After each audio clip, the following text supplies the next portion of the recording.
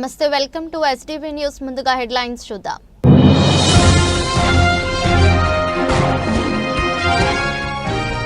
ఏ workshop లో ముఖ్యమంత్రి చంద్రబాబు సచివాలయంలో 2 రోజుల పాటు జరగనున్న సదస్సు.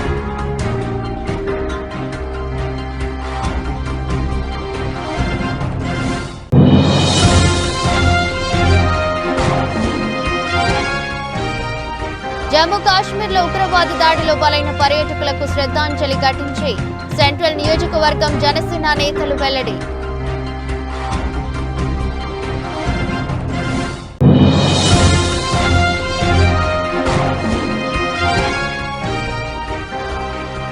విజయవాడ అభివృద్ధికి ముఖ్యమంత్రి చంద్రబాబు నాయుడు కృషి. విజయవాడ ఎంపీ కేశినేని శివనాథ్.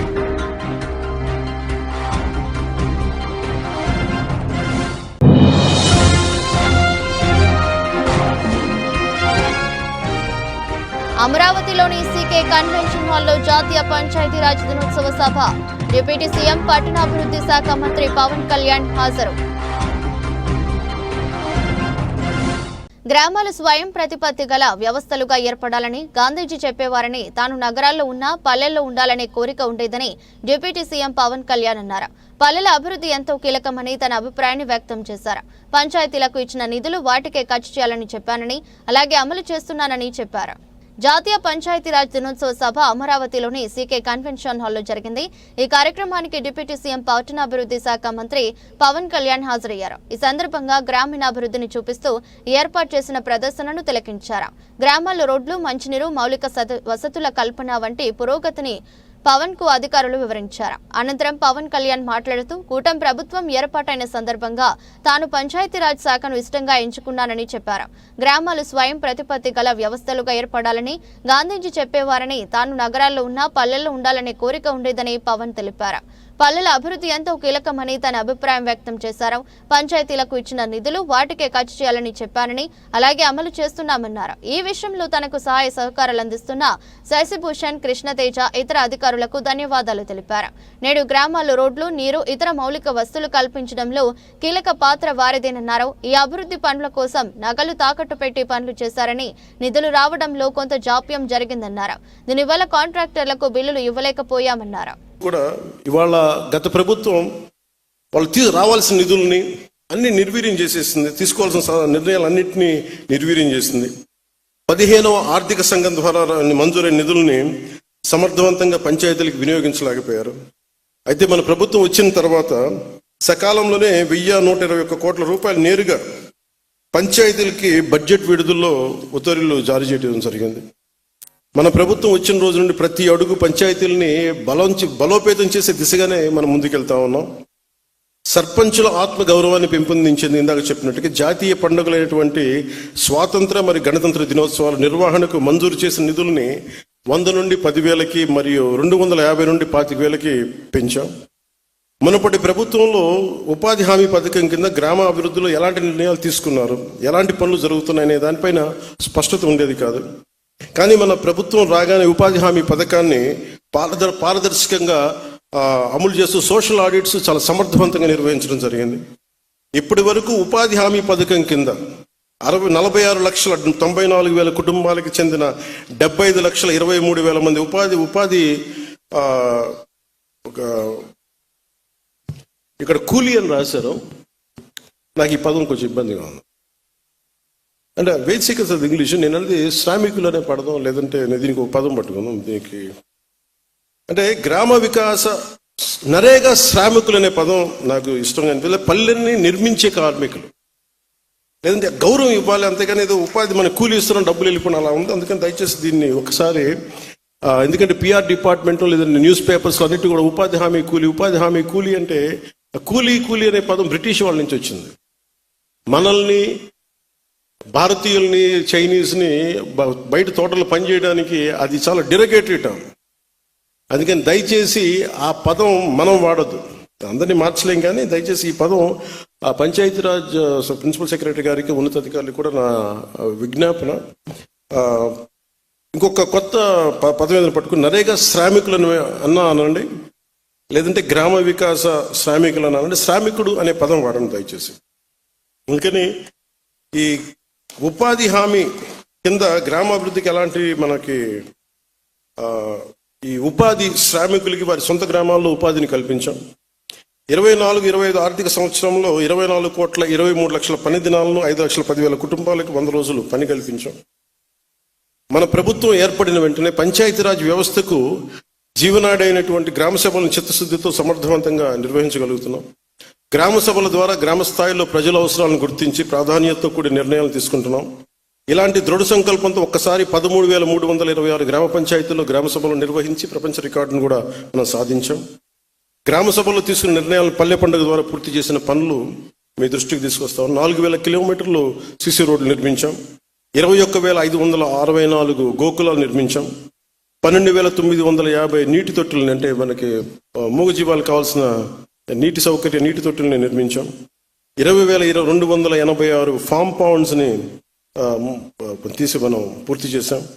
ఖర్చు చేసిన మొత్తం దాదాపు 10,669 కోట్లు. ఇదంతా ఒక సంవత్సరంలో, ఇంకా అవల కరెక్ట్గా చెప్పండి 9 నెలలు. ఈ విధమైన పంచాయతీరాజ్ బలోపేతం కేవలం మైదాన ప్రాంతాల్లోనే కాకుండా గిరిజన ప్రాంతాల్లో కూడా పంచాయతీ విస్తరణం, అంటే panchayat extension to schedule areas PESA దీని కింద బలోపేతం చేసే దిశగా మొన్నే అడవి తల్లి బాటని కార్యక్రమాన్ని ప్రారంభించాం.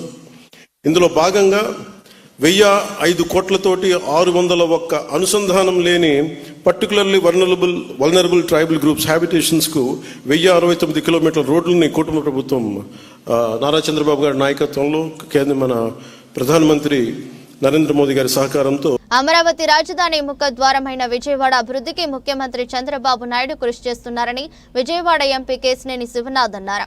గత ప్రభుత్వం నిర్లక్ష్యం వల్ల డ్రైనేజీ పనులు, స్టాంప్ వాటర్ పనులు మళ్లీ మొదటి నుంచి మొదలు పెట్టాల్సిన పరిస్థితి ఏర్పడిందని ఆరోపణలు గుప్పించారు. తూర్పు నియోజకవర్గం 9వ డివిజన్లో పలు అభివృద్ధి కార్యక్రమాలకు ఎంపీ కేశినేని శివనాథ్, ఎమ్మెల్యే గద్దె రామ్మోహన్ శంకుస్థాపన చేశారు. 1,70,00,000తో ప్రగతి నగర్, పకీర్గూడెంలో బీటీ రోడ్లు, side drain, out fall drain, water pipe line పనులకు శంకుస్థాపన చేయడం జరిగింది. విజయవాడ స్క్రూటా బ్రిడ్జి కింద అండర్ పాస్ మార్గంలో కాలువ కట్టక రిటైనింగ్ వాల్ నిర్మించబోయే ప్రాంతాన్ని ఎంపీ కేశినేని శివనాథ్, ఎమ్మెల్యే గద్దె రామ్మోహన్ సందర్శించారు. ఈ నేపథ్యంలో ఎంపీ మాట్లాడుతూ అమరావతి రాజధాని ముఖద్వారమైన విజయవాడ అభివృద్ధికి ముఖ్యమంత్రి చంద్రబాబు నాయుడు కృషి చేస్తున్నారని చెప్పారు.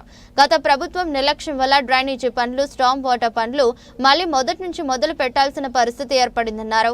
అనంతరం తూర్పు నియోజకవర్గం ఎమ్మెల్యే గద్దె రామ్మోహన్ మాట్లాడుతూ తూర్పు నియోజకవర్గం అభివృద్ధికి కృషి చేస్తున్న ఎంపీ కేశినేని శివనాథ్ కు ధన్యవాదాలు తెలిపారు. ముఖ్యమంత్రి చంద్రబాబు నాయుడు విజయవాడ అభివృద్ధిపై ప్రత్యేక దృష్టి పెట్టారన్నారు. 9వ డివిజన్ ఈరోజు 9వ డివిజన్లో 1,70,00,000 రూపాయల వర్కులకి గౌరవనీయ పార్లమెంట్ సభ్యులైన కేశినేని శివనాథ్ గారి చేతుల మీద కూడా శంకుస్థాపన చేసుకోవడం జరిగింది. గత 9 నెలల్లో సుమారు ఒక్కొక్క డివిజన్కి సుమారు 2.5 కోట్ల నుంచి 3 కోట్ల రూపాయల వర్కులు కూడా చేయడం జరిగింది. ఈరోజు నారా చంద్రబాబు నాయుడు గారి విజయవాడ నగరం మీద ఉన్న అత్యంత ప్రేమ, శ్రద్ధ మనకి 2014లో రాష్ట్రం విభజించబడిన తర్వాత మొట్టమొదటి శాసనసభలో మొట్టమొదటి అనౌన్స్మెంటు విజయవాడ నగరం నూతనంగా ఏర్పడిన ఆంధ్ర రాష్ట్రానికి రాజధానిని అనౌన్స్ చేశారు. ఆ రోజు నుంచి ఈ రోజు వరకు కూడా ఒక కార్పొరేషన్ నిధులే కాకుండా రాష్ట్రం నుంచి కొన్ని 100 కోట్ల రూపాయలు 5 పర్యాయాలు ఇవ్వటం ఈ నగర అభివృద్ధికి తోడ్పడడం జరిగింది. అనేకమైన ఫ్లైఓవర్లు ఇవన్నీ కూడా నారా చంద్రబాబు నాయుడు గారి యొక్క సహకారంతో ఆయన సెలవుతో ఏర్పాటు చేసుకోవడం జరిగింది. ఆ తర్వాత వచ్చిన ప్రభుత్వం జగన్మోహన్ రెడ్డి గారి నాయకత్వంలో 5 సంవత్సరాలు ఉన్న పేరుకి 150 కోట్లు ఇస్తున్నాడు. ఒక సంవత్సరం అనౌన్స్ చేశారు. ఆ 150 కోట్లు ఒక్క పైసా కూడా విజయవాడ కార్పొరేషన్ రాలేదు. అది చాలా సిగ్గుపడవలసిన విషయం. ఈ రోజున మరలా రెండోసారి విడిపోయిన రాష్ట్రానికి ముఖ్యమంత్రి అయిన తర్వాత విజయవాడ నగరంలో కావలసిన ప్రతి ఒక్కటి చిన్నది పెద్దది అన్నీ కూడా ఒక డిపిఆర్ తయారు చేస్తే అవసరమైతే ఎన్ని 100 కోట్లైనా సరే 2,000 కోట్ల నుంచి మినిమం 2,000 కోట్లు మిగతా అనేకమైన కోట్లాది రూపాయలు ఇస్తా అని చెప్పి ఆయన చెప్పడం, దానికి నిధులు కూడా సమీకరించుకోవడం కూడా జరిగింది. అందుకే శివనాథ్ గారు, ఎంపీ గారు, శాసనసభ్యులుగా మేము ముగ్గురు కూడా కూర్చొని డిపిఆర్కి ఒక ఉన్నతమైన సంస్థ, దేశంలోనే ఒక ఉన్నతమైన సంస్థ ఐఐటి లాంటి సంస్థలు తీసుకొచ్చి డిపిఆర్ వీళ్ళని తొందరగా తయారు చేసి ఆయనకి సమర్పించడానికి డాక్యుమెంటేషన్ అంతా కూడా తయారవుతుంది. ఇంకా రానున్న నెలల్లో కొన్ని వేల కోట్ల రూపాయలు కూడా విజయవాడ నిధులు రాబోతూ ఉన్నాయి. ప్రత్యేకంగా ఇప్పుడు వర్షాకాలానికి ముందు ఇటు మా శాసనసభ్యులు గద్దె రామ్మోహన్ గారు, పార్లమెంట్ సభ్యులు కేశినేని చిన్ని గారి ఆధ్వర్యంలో ఈ 9వ డివిజన్లో దాదాపుగా 1,70 వర్కులు, అలాగే వాటర్ లైను, అలాగే అవుట్ఫాల్ డ్రైను, మరియు తార్ రోడ్, చిన్న బీటీ రోడ్డు, అలాగే అక్కడ ఉన్నటువంటి ప్రగతి నగర్లో డ్రైన్ 10 లక్షలు, ఇవన్నీ కూడా మరి ఈ కూటమి ప్రభుత్వం అధికారంలోకి వచ్చినాక ఏదైతే పైనున్న మా నాయకుడు చంద్రబాబు గారి నాయకత్వంలో అభివృద్ధికి ముందు ఉంటుంది ఈ కూటమి ప్రభుత్వం. అలాగే ఈ కూటమి ప్రభుత్వంలో భాగమైనటువంటి మా తూర్పు నియోజకవర్గంలో కూడా మా శాసనసభ్యులు గద్దె రామ్మోహన్ గారి ఆధ్వర్యంలో అన్ని అభివృద్ధి పనులకు మేము గతం నుంచి కూడా ఏదైతే అయినా గతంలో శాసనసభ్యుడిగా 2 పర్యాలు ఉన్నారు, మళ్ళా 3వసారి కూడా అదేవిధంగా ఈ యొక్క తూర్పు నియోజకవర్గాన్ని సస్యశ్యామలం చేసి రానున్న రోజుల్లో కూడా ఇక్కడున్న ప్రజలు కూడా అందరూ మళ్ళా ఈ కూటమి ప్రభుత్వాన్ని అలాగే ఇక్కడ ఉన్నటువంటి నాయకత్వాన్ని బలపరిచి మా రామ్మోహన్ గారి ఆధ్వర్యంలో ఏవైతే జరుగుతున్నాయో అభివృద్ధి కార్యక్రమాలు, ఆ అభివృద్ధి కార్యక్రమాలకు మీరు అందరూ సహకరించాలని మరొకసారి మీ అందరికీ వచ్చిన మీ అందరికీ కూడా అందరికీ నమస్కారాలు తెలియజేసుకుంటూ సెలవు తీసుకుంటాం. NRI medical college dean, vice principal వేధింపుల వల్లే తమ కుమారుడు శ్రీరామ్ దత్త ప్రణీత్ ఆత్మహత్యకు పాల్పడ్డాడని తల్లిదండ్రులు రాజేశ్వరరావు, ఉమాదేవి ఆరోపించారు. కాలేజీ యాజమాన్యానికి ప్రజాప్రతినిధులు, పారిశ్రామికవేత్త అండదండలు ఉన్నాయని, అందుకే పోలీసులు కేసును నిన్నురుగార్చే ప్రయత్నాలు చేశారని వెల్లడించారు. తమ కుమారుని ఆత్మహత్యకు కారకులైన వారిని శిక్షించాలని కోరుతున్నారు. విశాఖపట్నంలో మెడికల్ కాలేజ్ విద్యార్థి శ్రీరామ్ ప్రణీత్ ఆత్మహత్య ఘటనపై విద్యార్థి తల్లిదండ్రులు సంచలన ఆరోపణలు చేశారు. ఈ విషయమై 1 టౌన్ బ్రాహ్మణ వీధిలోని వారి స్వగృహంలో ఏర్పాటు చేసిన మీడియా సమావేశంలో మాట్లాడుతూ, వైజాగ్ మెడికల్ కాలేజీలో ఎంబీబీఎస్ 4వ సంవత్సరం చదువుతున్న తమ కుమారుడు శ్రీరామ్ దత్త ప్రణీత్ మృతి విషయంలో అనేక అనుమానాలు ఉన్నాయన్నారు. College dean PV Sudhakar, vice principal వేధింపుల వల్లే ఆత్మహత్య జరిగిందని, సంఘటనా స్థలంలో ఆనవాళ్లు లేకుండా ఆత్మహత్య జరిగిన ప్రాంతాన్ని కళాశాల యాజమాన్యం శుభ్రం చేసిందన్నారు. కాలేజీ డీన్ పివి సుధాకర్ పై గతంలో లైంగిక వేధింపుల ఆరోపణలు కూడా వచ్చాయన్నారు. కాలేజ్ యాజమాన్యానికి ప్రజాప్రతినిధులు, పారిశ్రామికవేత్తల అండదండలు ఉండటంతో కేసును నీరుగార్చే ప్రయత్నం చేస్తున్నారన్నారు. ప్రజాప్రతినిధులు, ప్రముఖ పారిశ్రామికవేత్త ఒత్తిడికి తలొగ్గిన పోలీసులు డీన్, వైస్ ప్రిన్సిపల్ పై ఏ విధమైన చర్యలు తీసుకోలేదన్నారు. గత 2 ఏళ్లలో 2 విద్యార్థులు ఆత్మహత్యకు పాల్పడ్డారని, వరుస ఘటనలు జరుగుతున్నా పోలీసులు, ప్రభుత్వం చర్యలు తీసుకోవడం లేదని, తమ కుమారుని మరణం పట్ల తగిన దర్యాప్తు చేసి కారకులైన వారిని శిక్షించాలని కోరారు. డీన్, వైస్ ప్రిన్సిపల్ యొక్క విద్యార్హతను కూడా రద్దు చేసి వారు ఇకపై ఏ కళాశాలలో చేరకుండా చర్యలు తీసుకోవాలని సూచించారు. విలేకరుల సమావేశంలో విద్యార్థి కుటుంబ సభ్యులు రవిప్రసాద్, గంగా భవానీ, లక్ష్మి తదితరులు పాల్గొన్నారు. అది కూడా డీన్ వచ్చారు. ఫస్ట్ మేము ఏం అడిగినా సమాధానం చెప్పలేదు. తర్వాత పిల్లలు వీపీ సార్ని పిలవమన్నారు. మేము కూడా అలాగే చెప్పాము. వీపీ సార్ వచ్చారు. వీపీ సార్ వచ్చిన తర్వాత ఆయన్ని అడిగితే మీ అబ్బాయి పేపర్ తీసేసుకున్నాను, సో అందుకని బాబు దూకేసి చనిపోయాడు అని అన్నారు. అంతకు మించి ఏమి ఎక్కువ సమాధానం కూడా చెప్పలేదండి. మేము ఫుటేజ్లో చూసాం.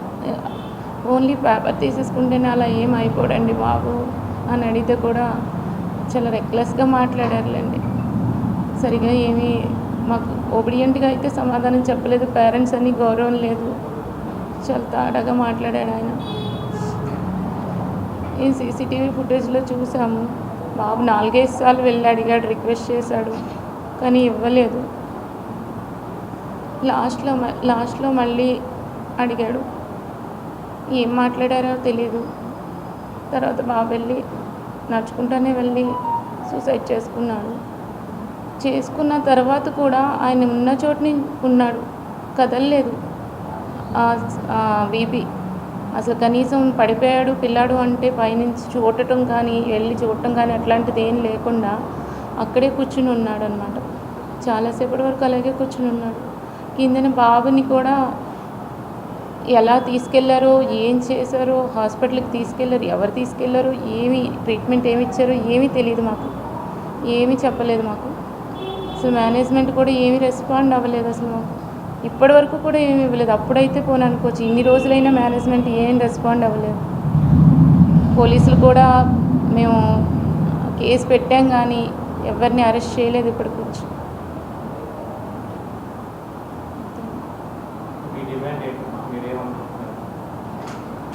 వీపీని డీన్ని కూడా వాళ్ళ సర్టిఫికేట్స్ క్యాన్సిల్ చేసేయాలి. ఇక్కడ ఓన్లీ ఇక్కడ మాత్రమే తీసేస్తే సరిపోదండి. వేరే కాలేజ్లో జాయిన్ అయ్యి వాళ్ళని కూడా ఇబ్బంది పెడతారు వాళ్ళ పిల్లల్ని. చాలా కేసులు కూడా ఉన్నాయంట వాళ్ళ మీద. ఇప్పుడే కాదు చాలామందిని అరెస్ట్ చేశారంట పిల్లల్ని. ఊరికి గుడ్ మార్నింగ్ చెప్పకపోతేనే డీటెయిన్ చేసేస్తారంట వాళ్ళు. అలాంటి వాళ్ళు ఎక్కడా ఉండకూడదండి. వేరే కాలేజీలో కూడా పిల్లల్ని ఎవరిని ఇబ్బంది పెట్టకూడదు. వాళ్ళ లైసెన్స్ క్యాన్సిల్ చేసేయాలి. నా డిమాండ్ అయితే అది. అసలు ఏమీ చెప్పలేదండి, ఏమీ చెప్పలేదు. విచారణ చేసినట్టు ఏమీ చెప్పలేదు, ఏమీ రెస్పాండ్ అవ్వలేదు పోలీసులు కూడా. మాకేమీ ఇంటిమేట్ చేయలేదు.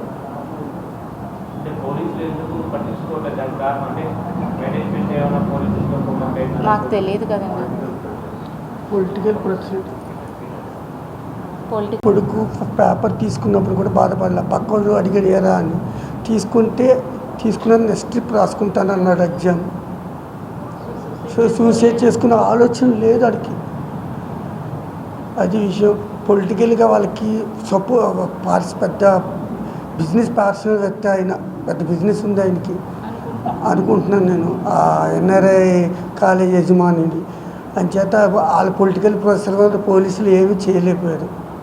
అది కనీసం అరెస్ట్ చేయడం కానీ. ఆ సైకో అని అంటారు పిల్లల సెల్లో, సైకో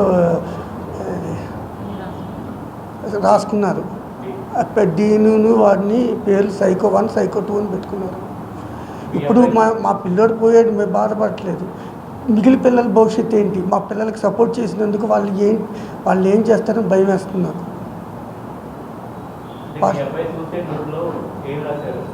సూసైడ్ నోట్లో వీపీ సార్,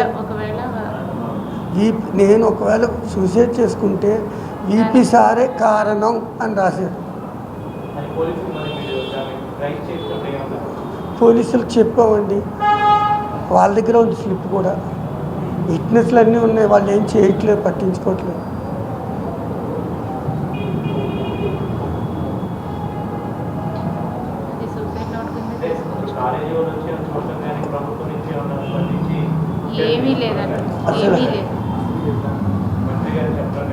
ఏమీ లేదండి.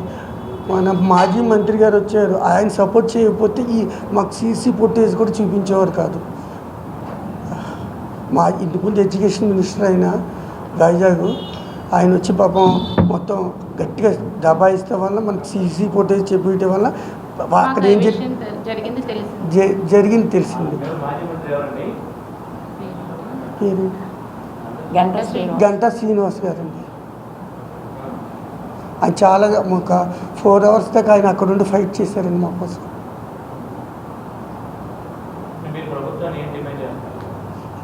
ఇటువంటి సైకో వాళ్ళు ఉంచొద్దు అంటే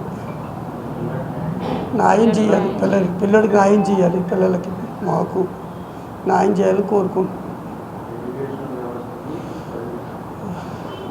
తమ సమస్యల పరిష్కారం కోరుతూ Andhra Pradesh mid level health providers community health officers association APMCA ఆధ్వర్యంలో విజయవాడ ధర్నా చౌక్ లో మహాధర్నా నిర్వహించారు. రాష్ట్ర నలుమూలల నుంచి ఈ ధర్నాకు సిహెచ్ఓలు హాజరై తమ సమస్యలు పరిష్కరించకుంటే ఆందోళన మరింత తీవ్రతరం చేస్తామంటూ నినదించారు. సమస్యలను తెలుపుతూ ప్లకార్డులను ప్రదర్శించారు. ఈ ధర్నాకు ఏపీ ఎన్జీఓస్ నాయకులు పలువురు పాల్గొని మద్దతు తెలిపారు. Andhra Pradesh mid level health providers community health officers association ఆధ్వర్యంలో వందలాది మంది సిహెచ్ఓలతో విజయవాడ ధర్నా చౌక్ లో మహాధర్నా జరిగింది. ఈ ధర్నాలో పాల్గొన్న అసోసియేషన్ రాష్ట్ర అధ్యక్ష ప్రధాన కార్యదర్శులు నిరంజన్ బి సందీప్ కుమార్ మాట్లాడుతూ వైద్య ఆరోగ్య శాఖలోని ఎన్హెచ్ఎం కింద సిహెచ్ఓలుగా పనిచేస్తున్న గత 2 సంవత్సరాలుగా జీతభత్యాల విషయంలో ఎన్నో సమస్యలను ఎదుర్కొంటున్నామన్నారు. దీనికి సంబంధించి న్యాయమైన డిమాండ్ల సాధన కోసం రాష్ట్ర వ్యాప్తంగా నిరసనలు చేపట్టామన్నారు. వైద్య ఆరోగ్య శాఖలోని ఎన్హెచ్ఎం కింద సిహెచ్ఓలుగా పనిచేస్తున్న గత 2 సంవత్సరాలుగా జీతభత్యాల విషయంలో ఎన్నో సమస్యలను ఎదుర్కొంటున్నామని, దీనికి సంబంధించి మా న్యాయమైన డిమాండ్ల సాధన కోసం చేపట్టిన శాంతియుతమైన నిరసన కార్యక్రమంలో రాష్ట్ర వ్యాప్తంగా సిహెచ్ఓలు తరలి వచ్చారన్నారు. 6 సంవత్సరాలు దాటిన సిహెచ్ఓలను క్రమబద్ధీకరించాలని, ఎన్హెచ్ఎంలోని ఇతర ఉద్యోగులతో సమానంగా 23% ఇంక్రిమెంట్ ఇవ్వాలని, ప్రతి నెల సాలరీతో పాటు ఇన్సెంటివ్ ఇవ్వాలన్నారు. ప్రతి సంవత్సరం 5% ఇంక్రిమెంట్ ఇవ్వాలి, ఆర్థికమైన మరియు ఆర్థికేతర సమస్యలను తీర్చే విధంగా హామీ ఇవ్వాలని, ఈ డిమాండ్లను తీర్చే వరకు మేము శాంతియుతమైన నిరసనలు కొనసాగిస్తామని చెప్పారు. ముఖ్యమంత్రి చంద్రబాబు నాయుడు వెంటనే తమ సమస్యలపై దృష్టి సారించాలని కోరుతున్నారు. గౌరవ మీడియా మిత్రులందరికీ నమస్కారం అండి. నా పేరు Sandeep Kumar, APMC state general సెక్రటరీని. మేము ఈరోజు ఇక్కడ గుమ్మిగూడినటువంటి వేల మంది కమ్యూనిటీ హెల్త్ ఆఫీసర్స్, మేమందరము కమ్యూనిటీ హెల్త్ ఆఫీసర్సము, మేమందరము విలేజ్ హెల్త్ క్లినిక్ లేదా ఆయుష్మాన్ ఆరోగ్య మందిరని ప్రతి ఒక్క పంచాయతీ పరిధిలో ఉన్నటువంటి మినీ విలేజ్ క్లినిక్లో పనిచేస్తాము. మేము గత 6 సంవత్సరాలుగా కంప్లీట్ సక్సెస్ఫుల్గా ఆరోగ్య సేవలు అందించాము. ఈ రోజున ఇన్ని వేల మంది ఇంతవరకు వచ్చి ఒక ప్రభుత్వానికి మా సమస్యలు చెప్పుకునే ప్రయత్నం చేస్తూ ఉన్నాము. అందులో మొదటిది ఏంటి అంటే ఆయుష్మాన్ ఆరోగ్య మందిర్ గైడ్లైన్స్ ప్రకారము 6 సంవత్సరాలు ఈ యొక్క క్యాడర్లో పనిచేసినటువంటి కమ్యూనిటీ హెల్త్ ఆఫీసర్స్ను రెగ్యులర్ చేయాలి. దీనికి సంబంధించి ఎన్హెచ్ఎం సంబంధంగా సెంట్రల్ గవర్నమెంట్, స్టేట్ గవర్నమెంట్కు ఆర్డర్స్ ఇవ్వడం జరిగింది. వీళ్ళని రెగ్యులర్ చేసుకోండి, కావాల్సినటువంటి గైడ్లైన్స్ మేము ఇస్తాము, టెక్నికల్ అసిస్టెన్స్ ఇస్తాము, ఫినాన్స్ అసిస్టెన్స్ ఇస్తామని చెప్పడం జరిగింది. కానీ వీళ్ళు అడిగినప్పుడు మీరు కేవలం ఎన్హెచ్ఎం ఉద్యోగులు మీకు అవ్వదు అన్నట్లు మాట్లాడుతూ ఉన్నారు.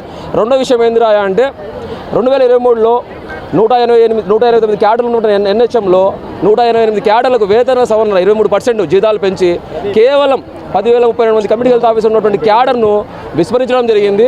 దానికి కారణాలు కూడా ఇర్రెలవెంట్గా చెప్పడం జరిగింది. సో ఆ వేతన సవరణ కూడా 10,000 మంది కమ్యూనిటీ హెల్త్ ఆఫీసర్స్కు అమలు చేయాలని మేము కోరుతా ఉన్నాము. 2024-25 సంబంధంగా 2023లో ఏదైతే మాకు అప్పుడు ఉన్నటువంటి కమిషనర్ గారు మాట ఇచ్చిన ప్రకారము ఇంక్రిమెంట్ పాలసీ ప్రతి సంవత్సరం 5% చేస్తామని ఒక ఫైల్ పెట్టడం జరిగింది. ఆ ఫైల్ కూడా నీరు గారిపోయింది, అది హోల్డ్ అయిపోయింది. వెంటనే ఆ increment deputy CM sir and health minister sir, please మేము ఇంతమంది విజయవాడ ధర్నా చౌక్ దగ్గర ఇంతమంది ఎందుకు ఉన్నామని ప్లీజ్ వీక్షించండి సార్. మేము ఎంఎస్సీ నర్సింగ్లు చేసి గ్రాడ్యుయేషన్ చేసి మారుమూల పల్లె ప్రాంతాలలో ప్రజలకు సేవ చేస్తున్నాం సార్. బీఎస్సీ నర్సింగ్ చేసే ఒక కాలేజీలకు ప్రిన్సిపల్ క్యాడర్ చేసే క్వాలిఫికేషన్ కలిగి ఉన్నాం సార్. మేము అలాంటిది మేము ఒక 25,000 జీతానికి మారుమూల ప్రాంతాల్లో పనిచేస్తున్నాం సార్. దయచేసి మాకు ఇన్సెంటివ్స్, శాలరీ అనేది విడివిడిగా కాకుండా ఒక ఫిక్స్డ్ పే అనేది చేసి మా సర్వీసెస్ని ప్రోత్సహించండి సార్.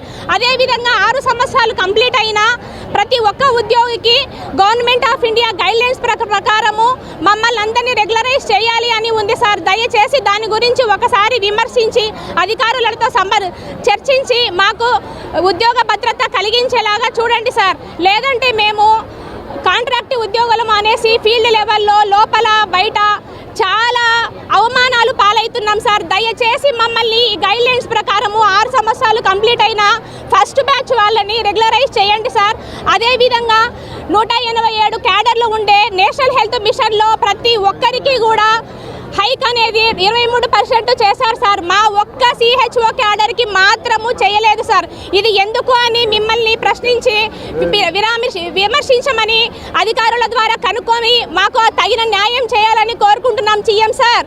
ప్లీజ్ సార్ ఒకసారి చూడండి, ఎందుకు ఎంతమంది ధర్నా చౌక్ దగ్గర ఇంతమంది జనాలు కమ్యూనిటీ హెల్త్ ఆఫీసర్స్ ఉన్నారు, వాళ్ళ ప్రాబ్లమ్స్ ఏంటని ఒక్కసారి కనుక్కోండి సార్. Please sir.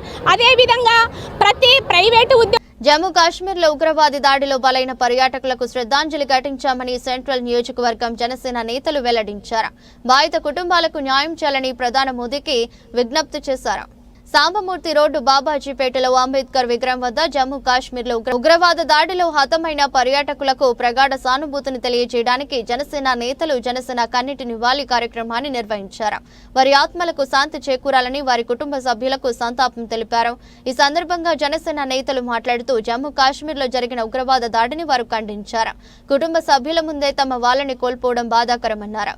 ఇటువంటి చర్యలు పాల్పడిన ఉగ్రవాదులను కూడా పర్యాటకుల కుటుంబాల మధ్యనే హతమార్చాలని ఆగ్రహం వ్యక్తం చేశారు.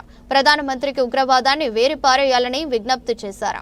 కాశ్మీర్లో పర్యటకుల మీద ఉగ్రవాదుల దాడిని నిరసిస్తూ జనసేన పార్టీ అధ్యక్షులు పవన్ కళ్యాణ్ గారు 3 రోజులు కూడా వారి యొక్క ఆత్మకు శాంతి కలగాలని 3 రోజులు సంతాపంగా ప్రకటించడం జరిగింది.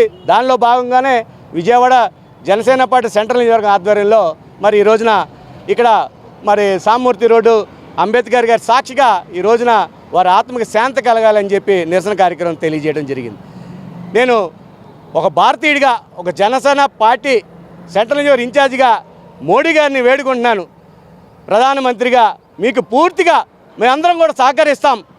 ఈ యొక్క తీవ్రవాదుల్ని, ఉగ్రవాదుల్ని ఎవరైతే కుటుంబ సమక్షంలో మరి భార్య సమక్షంలో భర్తను చంపారో ఆ కుటుంబ సాక్ష్యంగా ఎవరైతే ఈ హంతకులు, ఈ దుర్మార్గులు, ఈ తీవ్రవాదులు ఉన్నారో వారిని పట్టుకొని వారి కుటుంబ సభ్యుల్ని తీసుకొచ్చి ఎక్కడైతే ఈ యొక్క అక్రమంగా ఈ దురాగతం జరిగిందో అక్కడే వారిని కూడా వారి కళ్ళ ముందు చంపితే మరి కుటుంబ సభ్యుల ముందు ఆ ఇంటి పెద్దను చంపితే ఎంత బాధ ఉంటుందో ఆ కుటుంబానికి తెలియజేసి అప్పుడు కానీ ఈ ఉగ్రవాదానికి అంతం అవ్వదని చెప్పేసి నేను ఈ యొక్క మోడీ గారికి తెలియజేస్తూ ఈ ఉగ్రవాదాన్ని అణిచివేసే వరకు కూడా మేమందరం కూడా నిరంతరం మీకు పూర్తిగా ప్రధానమంత్రి గారికి సపోర్ట్గా ఉంటామని చెప్పి కూడా తెలియజేస్తూ రేపు అలాగే ఈరోజు సాయంత్రం కూడా మరి బీఆర్పిఎస్ రోడ్లో మరి వారి ఆత్మశాంతి చిహ్నంగా కొవ్వొత్తు ర్యాలీని ఏర్పాటు చేయడం జరిగింది.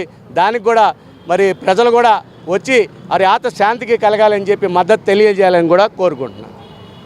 యూపీఎస్సీ ప్రకటించిన 2024 ఫలితాలలో విజేత ఐఏఎస్ అకాడమీ విద్యార్థి చెల్లా పవన్ కళ్యాణ్ 146వ ర్యాంక్ సాధించారని విజయవాడ విజేత బ్రాంచ్ ప్రిన్సిపల్ వికే సత్యనందం తెలిపారు.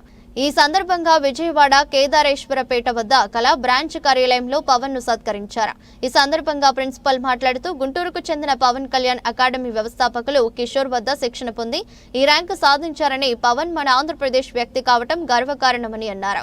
విజేత ఐఏఎస్ అకాడమీ 2015 నుండి ఇప్పటి వరకు అనేక మందిని ఐఏఎస్, ఐపీఎస్ లుగా తీర్చిదిద్దిందని చెప్పారు. అలాగే 2024-25 సంవత్సరానికి సంబంధించిన ఇంటర్ ఫలితాలలోనూ తమ విద్యార్థులు సత్తా చాటారని వెల్లడించారు. హెచ్ఈసీ గ్రూప్ నుండి షేక్ ఇస్మాయిల్ అనే విద్యార్థి 484 మార్కులు సాధించారని, అలాగే ఎండి అఫ్సా 480 మార్కులు, కిరణ్ మై 476 మార్కులు సాధించారని తెలిపారు. ఇంటర్ విద్యను ప్రారంభించిన మొదటి సంవత్సరంలోనే ఈ విజయం సాధించడం గర్వకారణమని అన్నారు. ఇలాంటి విజయాలు మున్ముందు సాధిస్తామని ధీమా వ్యక్తం చేశారు. అనంతరం తాను గుంటూరు, విజయవాడలోనే విద్యాభ్యాసం చేశానని తెలిపారు. థర్డ్ అటెంప్ట్లో 146 ర్యాంకు సాధించానని తెలిపారు. విజేతలో చేరి తాను ఈ ర్యాంకు సాధించానని, విజేత ఫౌండర్ కిషోర్ వద్ద కోర్సు చేసి తాను ర్యాంకర్గా నిలిచానని వెల్లడించారు. అనంతరం Vijayawada branch director Koteswararao, coordinator CH Venkataramana విద్యార్థులకు క్రమశిక్షణ ఎంతో ముఖ్యమని, జీవితంలో నియమ నిబంధనలు ఎంతో ముఖ్యమని చెప్పారు. విజేత ఐఏఎస్ అకాడమీ తరపున విద్యార్థులకు ఒక ప్రోగ్రాం రూపొందిస్తామని, ఆ ప్రోగ్రాం ద్వారా విద్యార్థులకు శిక్షణ ఇస్తామని, తద్వారా వారు ర్యాంకులు సాధించడం సులభతరం అవుతుందని పేర్కొన్నారు. కార్యక్రమంలో ఐఏఎస్ ర్యాంకర్ చెల్లా పవన్ కళ్యాణ్ తల్లిదండ్రులు పాల్గొన్నారు. నేను విజేత ఐఏఎస్ అకాడమీ ప్రిన్సిపాల్ని. నేను ఎంఏ ఎకనామిక్స్ గోల్మెడల్ చేసి 34 సంవత్సరాల ఎక్స్పీరియన్స్ ఉంది. ఈయన మా బ్రాంచ్ కోఆర్డినేటర్ వెంకటరమణ గారు, ఈయన మా విజయవాడ బ్రాంచ్ డైరెక్టర్ కోటి గారు అండి. విజేత ఐఏఎస్ అకాడమీ 2015లో మా ఫౌండర్ చైర్మన్ ఎన్పి కిషోర్ గారు భీమవరం చెందినటువంటి ఆయన న్యూఢిల్లీలో స్టార్ట్ చేయడం జరిగిందండి. 2015 నుంచి ఇప్పుడు దాకా ఎంతోమందిని ఐఏఎస్ గాను, ఐపీఎస్ గాను తీర్చిదిద్ది ఆయన ఎన్నో ర్యాంకులు ఇచ్చేటువంటి విద్యాసంస్థ, ఏకైక విద్యాసంస్థ మన విజేత ఐఏఎస్ అకాడమీ అండి. 2024 సివిల్ సర్వీస్ ఫలితాల్లో 144వ ర్యాంకు తీసుకొచ్చి మన తెలుగు జాతిని గౌరవించదగ్గటువంటి వ్యక్తి మా పవన్ కళ్యాణ్ అండి. ఆ బాబు మన విజేత ఐఏఎస్ అకాడమీ ఢిల్లీ బ్రాంచ్ నుంచి ఆల్ ఇండియా ర్యాంక్ సాధించారు. మా కేవలం ఐఏఎస్ అనే కాకుండా మన 2024-25 విద్యా సంవత్సరానికి సంబంధించి ఇంటర్మీడియట్ బోర్డు ప్రకటించిన ఫస్ట్ ఇయర్ ఇంటర్మీడియట్ ఎగ్జామినేషన్లో హెచ్ఈసీ గ్రూప్ నందు 484 అండి ర్యాంక్ సాధించాము. 480. పేరు పవన్ కళ్యాణ్ అండి. రీసెంట్గా రిలీజ్ అయిన సివిల్ సర్వీసెస్ ఫలితాలు నాకు ఆల్ ఇండియా ర్యాంక్ 146 వచ్చిందండి. సో మాది గుంటూరు అండి. సో నా స్కూలింగ్ అంతా గుంటూరు అండ్ విజయవాడ నుంచి చేశాను. తర్వాత నేను బీటెక్ ఎన్ఐటి ట్రిచి నుంచి చేశాను. బీటెక్ అయిపోయిన తర్వాత నుంచి సివిల్ సర్వీసెస్కి ప్రిపేర్ అవుతున్నాను. అట్లా లాస్ట్ 4 years నుంచి ఇది నా థర్డ్ అటెంప్ట్ అండి. సెకండ్ అటెంప్ట్లో ఇంటర్వ్యూ దాకా వెళ్ళి ర్యాంక్ రాలేదు. సో ఈ థర్డ్ అటెంప్ట్లో నాకు 146 ర్యాంక్ వచ్చింది రావటం వల్ల నేను చాలా సంతోషంగా ఉన్నాను. లాస్ట్ 3.5 years నుంచి నేను విజేత ఐఏఎస్ అకాడమీ ముఖ్యంగా కిషోర్ సార్తో అసోసియేట్ అయి ఉన్నానండి. సో నేను కిషోర్ సార్ దగ్గర anthropology optional class room programme, mentorship, test series అన్నీ తీసుకున్నాను. నా జనరల్ స్టడీస్కి కూడా కిషోర్ సారే ఒక విధంగా హెల్ప్ చేస్తూ ఉండేవాళ్ళు. సో నాకు ఈ ర్యాంక్ వచ్చినందుకు నేను విజేత ఐఏఎస్ అకాడమీకి చాలా కృతజ్ఞత తెలుపుతున్నాను. కోటేశ్వరరావు, డైరెక్టర్ ఆఫ్ విజేత ఐఏఎస్ అకాడమీ. విజేత ఐఏఎస్ అకాడమీ మెయిన్ బ్రాంచ్ వచ్చి ఢిల్లీలో ఉంటుంది. ఇప్పుడు వచ్చిన ర్యాంకర్స్ అన్నీ అయ్యాయి. విజయవాడ బ్రాంచ్ నుంచి అవుట్ గోయింగ్ బ్యాచ్ ఇంకా పోలేదు, ఇంకో 2 years పడుతుంది మనకు. సో అప్పుడు మన ర్యాంక్స్ వస్తాయి. సో మాకు చైర్మన్ సార్ పేరు వచ్చి ఎన్పి కిషోర్ సార్ ఒకటే చెప్తారు, manners first, knowledge next. So UPS అనేది లాంగ్ జర్నీ. సో అందుకని ప్రతి ఆస్పిరెంట్కి డిసిప్లిన్ ఉండాలి, కమిట్మెంట్ ఉండాలి, హార్డ్ వర్క్ ఉండాలి. సో దీనికోసం మనం ఏం చేస్తామంటే ఉదయాన్నే వాళ్ళు ఎప్పుడైతే స్టూడెంట్స్ మన కాలేజీలో జాయిన్ అవుతారో మన ఇన్స్టిట్యూట్కి, వాళ్ళకి కొంత టైం పీరియడ్ ఇస్తాం. అంటే వాళ్ళ మైండ్ సెట్ యూపీఎస్సీ మైండ్ సెట్కి సెట్ అవ్వాలి. సో సెట్ అవ్వడానికి మేము ఏం చేస్తామంటే కొంత టైం ఇచ్చి ఎర్లీ మార్నింగ్ రొటీన్స్ మేము రెడీ చేపిస్తాము. మార్నింగ్ 4 o'clockకి మా ఫ్యాకల్టీ లేచి మోటివేషన్ మెసేజ్ పెడతారు. కొంతమంది స్టూడెంట్స్ 4:30కి లేస్తారు, కొంతమంది స్టూడెంట్స్ 4:15కి, లేదంటే 5కి 5:30కి లేస్తారు. సో ఇది అలవాటైన తర్వాత డైరీ ఇంట్రొడ్యూస్ చేస్తాము. ఆ డైరీలో ఏంటంటే sleep time, wake up time set చేస్తాము. ఈ మధ్యలో వాళ్ళు ఏమేమి చేస్తారో రాసుకోవాలి. సో ఈ విధంగా మేము డిసిప్లిన్ డెవలప్ చేస్తాము. సో ఎవరైతే most discipline, most serious aspirants ఉంటారో వాళ్ళకి సూపర్ 30 గ్రూప్ అని చెప్పి క్రియేట్ చేస్తాము. ఆ గ్రూప్లో ఈ యాడ్ చేసి వీళ్ళపై ఎక్కువ ఫోకస్ ఉంటుంది. సో వీళ్ళు షూర్ షాట్ ర్యాంక్. విజేత IAS academy Vijayawada branch coordinator నేను. సో పేరెంట్స్ కానీ పిల్లలు కానీ విజేత మీద మా అబ్బాయి సివిల్ సర్వీసెస్లో కానీ ఏదో మంచి గవర్నమెంట్ జాబ్లో సెటిల్ వాళ్ళని కోరికతో ఇక్కడికి వస్తారు, వాళ్ళు ఆశతో వస్తారు. ఆశని అడియాసం చేయకుండా వాళ్ళ పాయింట్ ఆఫ్ వ్యూలో రాగానే రిసీవ్ చేసుకుని వాళ్ళకి హాస్టల్ అయితే హాస్టల్ చూపించి మన దగ్గర భోజనం ఏర్పాటు చేసి వాళ్ళకి ఆ తర్వాత ప్లీజింగ్ మేనర్తో అన్ని విషయాలు చెప్పి మా ప్రిన్సిపాల్ గారితో మాట్లాడి కోఆర్డినేటర్తో మాట్లాడిన తర్వాత అడ్మిషన్ కన్ఫర్మ్ చేసుకుని ఆ తర్వాత మా ప్రాసెస్ స్టార్ట్ అవుతుంది. ఎలాగంటే వాళ్ళు పిల్లలు పేరెంట్స్కి దూరంగా ఉంటారు, వాళ్ళకి మంచి అకామిడేషన్ ప్రొవైడ్ చేయాలి మనం. సో త్వరలో మనం ఆల్రెడీ ఇక్కడ క్యాంపస్ ఉంది, గదిరాజపేటలో క్యాంపస్ ఉంది. కాకపోతే ఇది ఎక్స్పాన్షన్ చేసే ఆలోచనలో ఎన్నికేపాడులో 5 floors బిల్డింగ్ తీసుకున్నాం మనం, చాలా పెద్ద క్యాంపస్ అది. June 7th నుంచి క్లాస్ స్టార్ట్ అవుతాయి ఇక్కడ మనకి. ఆ తర్వాత వచ్చేసి మంచి అకామిడేషన్ చూపిస్తున్నాం పిల్లలకి. ఆ తర్వాత పిల్లలకి అమ్మ పెట్టే భోజనం ఎంతైతే మధురంగా ఉంటుందో అంత మధురంగా లేకపోయినా మా స్థాయిలో మేము హైజీనిక్ ఫుడ్ పిల్లలకి ఏర్పాటు చేస్తాము. ఉదయం లాగానే స్టూడెంట్స్కి ఎగ్ మిల్క్ ఇస్తాము.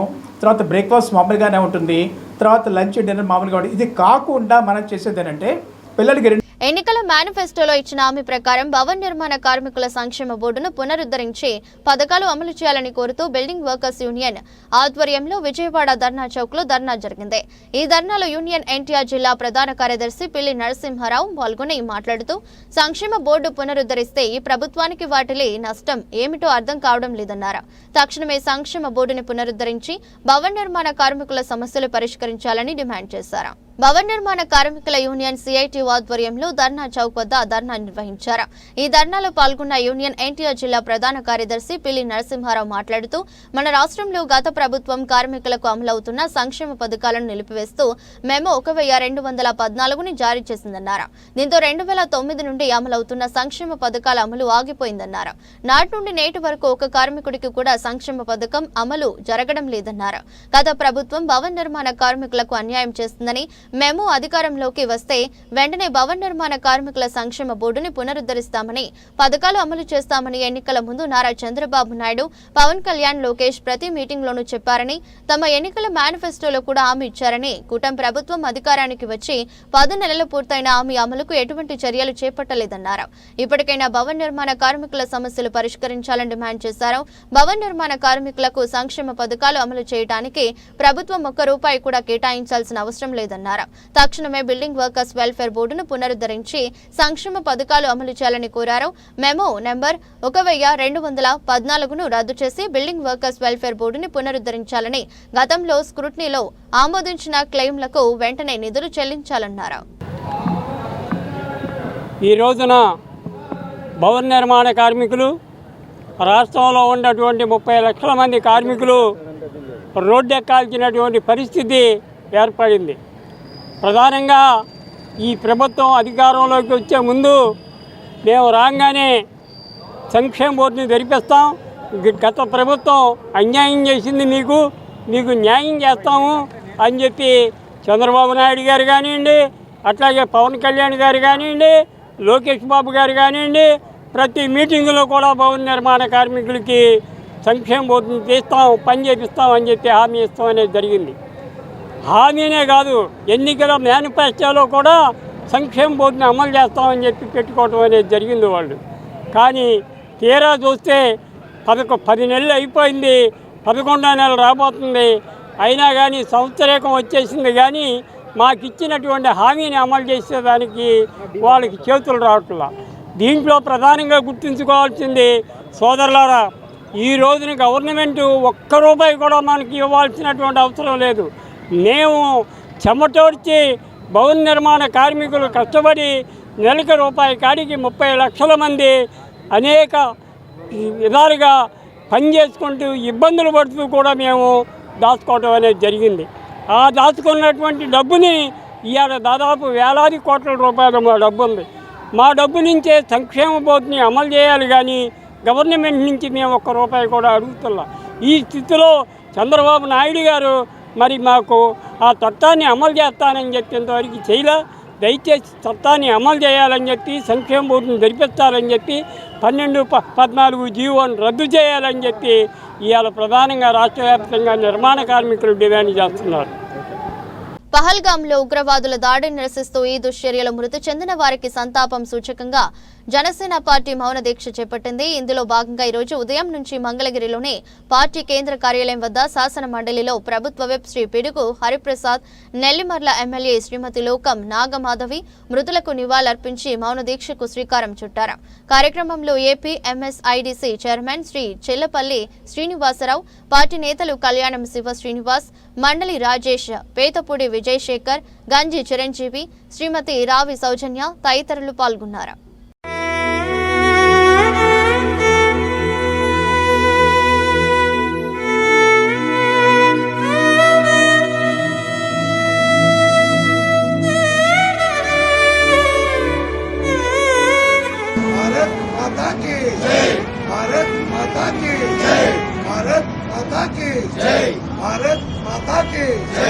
నశించాలి ఉగ్రవాదం, నశించాలి, నశించాలి ఉగ్రవాదం, నశించాలి, నశించాలి ఉగ్రవాదం, నశించాలి. వర్ధిల్లాలి భారతీయ ఐక్యత, వర్ధిల్లాలి, వర్ధిల్లాలి భారతీయ ఐక్యత, వర్ధిల్లాలి, వర్ధిల్లాలి భారతీయ ఐక్యత, వర్ధిల్లాలి. జమ్మూ కాశ్మీర్ పహల్గాం ఉగ్రవాద దాడిలో మృతి చెందిన వారి కుటుంబాలకు జనసేన పార్టీ తరపున సంతాపం ప్రకటిస్తుందని ఆ పార్టీ రాష్ట్ర కార్యదర్శి ఆమిశెట్టి వాసు వెల్లడించారు. 3 రోజుల పాటు ఈ సంతాప దినాలను రాష్ట్ర వ్యాప్తంగా నిర్వహిస్తున్నామని చెప్పారు. పహల్గాం ఉగ్రవాద దాడిలో మృతులకు జనసేన 3 రోజుల పాటు సంతాప దినాలు నిర్వహించనుంది. ఈ నేపథ్యంలో జనసేన పార్టీ రాష్ట్ర కార్యదర్శి ఆమిశెట్టి వాసు ఆధ్వర్యంలో Vijayawada bench trend set mall ఎదురుగా శాంతియుత నిరసన కార్యక్రమం చేపట్టారు. మృతులకు జోహార్లు పలుకుతూ బాధితులు త్వరగా కోలుకోవాలని ఆకాంక్షించారు. అనంతరం ఆమిశెట్టి వాసు మాట్లాడుతూ తీవ్రవాద చర్యలను ప్రతి ఒక్కరూ ఖండించాలని పిలుపునిచ్చారు. పర్యాటకులపై అమానుషంగా దాడి చేసి ప్రాణాలను తీయడం దుర్మార్గమన్నారు. తీవ్రవాదాన్ని భారతదేశంలో అరికట్టే విధంగా కేంద్ర ప్రభుత్వం కఠిన చర్యలు తీసుకోవాలని కోరారు. మారణ హోమం సృష్టించిన తీవ్రవాదులను పట్టుకుని బహిరంగంగా శిక్ష విధించాలని, అప్పుడే ఎటువంటి ఘటనలు పునరావృతం కాకుండా ఉంటాయన్నారు. భారతీయుల మీద జరిగిన పర్యటనకి వెళ్ళినటువంటి భారతీయుల మీద జరిగిన ఉగ్రవాదుల దాడిని ఖండిస్తూ జనసేన పార్టీ ఆధ్వర్యంలో ఈరోజు నిరసన దీక్ష చేయడం జరిగింది. ఇది తీవ్రమైన బాధేస్తూ ఉంది. ఎందుకంటే పర్యటనకి వెళ్ళినటువంటి ప్రజలు మీది ఏ మతం అని అడిగి అరాచకంగా చంపినటువంటి ఉగ్రవాదులను మేము ఒకటే హెచ్చరిస్తూ ఉన్నాం. మోడీ గారు ఇప్పుడైనా మీరు దాడులు మొదలెట్టాలి. ఎందుకంటే మన భారతీయులు 28 మంది మీద అన్యాయంగా కిరాతకంగా చంపినటువంటి ఉగ్రవాదుల్ని ఓచకోత కోయాలని మేము జనసేన పార్టీ తరఫున డిమాండ్ చేస్తూ ఉన్నాం. మతాల్ని కులాల్ని గౌరవించే భారత సనాతన ధర్మాన్ని వాళ్ళు కావాలని మతోన్మాదంతో రెచ్చగొడతా ఉన్నారు భారతీయుల్ని. ఏ పాపం ఎరగనిటువంటి ప్రజల్ని కిరాతకంగా చంపినటువంటి ఉగ్రవాదుల్ని తక్షణమే శిక్షించాలని జనసేన పార్టీ తరఫున ఖండిస్తూ ఉన్నాం. మా జనసేన పార్టీ అధ్యక్షులు ఎప్పుడూ చెప్తా ఉంటారు, నేను ఎవరు మీరు. अस्सलाम वालेकुम। आज के दिन जम्मू कश्मीर में ऐसा होना बहुत गलत है। मुसलमानों का इज़्ज़त निकालने का काम है ये। वह उन लोग का मरने मारे तो उन लोग सब जने को पूछ को ये तो कौन सा है तेरा कौन सा कैस्ट को पूछ के वैसे मानना बहुत है। सब हमें सब जनों सब रोज़ अल्लाह को जवाब देने का है, ऐसा बात का ऐसा करने का बहुत है। इसलिए इसके बारे में तुम लोगों को एक बार सोचना था, कौन हमें ऐसा कई करते हैं, मुसलमानों का नाम कई को करते हैं, कहता तो बात ये करना था। आज तुम लोग का कर दिए, लेकिन उसका नाम पूरा आज मुसलमानों के ऊपर है। एक बार आप करते इसको सोचना था, ऐसा क्यों करते हैं, हमें कई करते हैं, हमें करने का वजह क्या है। एक आदमी को मानने वाले से हमें क्या आता, कहता उसे एक बार बहुत ये करना है कि ना आपको ज़रूर है। अल्लाह तुम्हारे को बहुत गुनाह का काम कर दिया, आप अल्लाह तुमको सबको ये करेगा। अच्छा मोहम्मद रसूलुल्लाह। అంటే ఈ 28 మంది పైన జరిగినటువంటి ఉగ్రవాద దాడులకి ప్రతి ఒక్కరికి కూడా మా ప్రగాఢ సానుభూతిని తెలియజేస్తూ, మన రాష్ట్రంలోనే ఇద్దరు కోల్పోవడం మన దురదృష్టకరం. మరి మన అన్నదమ్ములటువంటి వాళ్ళని మనం ఖచ్చితంగా వాళ్ళకి మన సానుభూతి తెలియజేయాలని చెప్పి ఈ విధంగా కూర్చోవడం జరిగింది. మన దేశంలో జరుగుతున్నటువంటి ఇలాంటి ఉగ్రవాదులను అన్యాయంగా అక్రమంగా చొరబడి ఈ విధంగా మనల్ని దొంగ దెబ్బతీస్తున్నటువంటి వాళ్ళకి ఖచ్చితంగా మోదీ గారు సరైన సమాధానం చెప్పాలని చెప్పి కోరుకుంటూ, ఖచ్చితంగా ప్రతి ఒక్కరిని హిందువులందరూ కూడా ఒక తాటి మీద నడిస్తే మీరు ఏమైపోతారని మర్చిపోకుండా ఉండాలని చెప్పి వాళ్ళకి వార్నింగ్ ఇస్తూ, ఖచ్చితంగా మీకు సరైన సమాధానం చెప్తాము. హిందువులు ముస్లిమ్స్ అని తేడా లేకుండా ఇక్కడ భారతీయులందరూ కలిసికట్టుగా ఉండి కూడా అందరికీ సమాధానం చెప్తామని చెప్పి మోదీ గారి తరఫున మాట్లాడుతూ, వారికి ఖచ్చితంగా వీళ్ళందరికీ త్వరగా సమాధానం చెప్పాలని చెప్పి కోరుకుంటున్నాం. పాలనలో ఆర్టిఫిషియల్ ఇంటెలిజెన్స్ కు ప్రాధాన్యత ఇస్తూనే ప్రజలకు సేవల విషయంలో మానవీయ కోణం చూపాలని ముఖ్యమంత్రి నారా చంద్రబాబు నాయుడు అన్నారు. ఏ ఆధారిత స్మార్ట్ వ్యవస్థ ఏర్పాటుతో రియల్ టైంలో సేవలు అందించవచ్చని, ఇందుకోసం పాత విధానాల స్థానంలో నూతన సాంకేతికతను ప్రవేశపెట్టాల్సి ఉందన్నారు. టెక్నాలజీ అనేది ప్రజల కోసం ఉపయోగపడాలని, రాష్ట్రంలో భారీ డేటా లేక్ ను ఏర్పాటు చేయడంపై దృష్టి పెట్టామని ముఖ్యమంత్రి అన్నారు. Artificial intelligence and emerging technologies for government digital transformation అంశంపై గురువారం సచివాలయంలో ఉన్నతాధికారులతో జరిగిన వర్క్ షాప్ ను ప్రారంభించి ముఖ్యమంత్రి ప్రసంగించారు. ఆర్టిఫిషియల్ ఇంటెలిజెన్స్, ఇతర ఎమర్జింగ్ టెక్నాలజీల ఆవశ్యకత, పాలనలో వాటి వినియోగం పైన ముఖ్యమంత్రి మార్గనిర్దేశం చేశారు.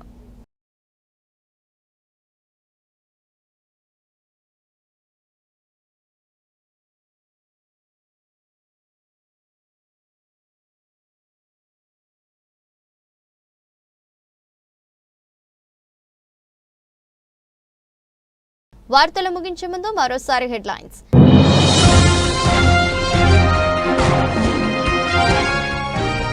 ఏ వర్క్ షాప్ లో ముఖ్యమంత్రి చంద్రబాబు, సచివాలయంలో 2 రోజుల పాటు జరగనున్న సదస్సు.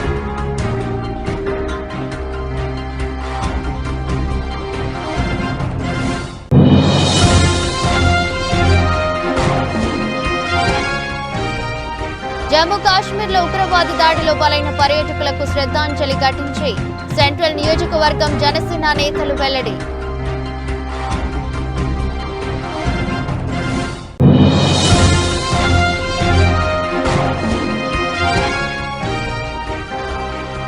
విజయవాడ అభివృద్ధికి ముఖ్యమంత్రి చంద్రబాబు నాయుడు కృషి. విజయవాడ ఎంపీ కేశినేని శివనాథ్.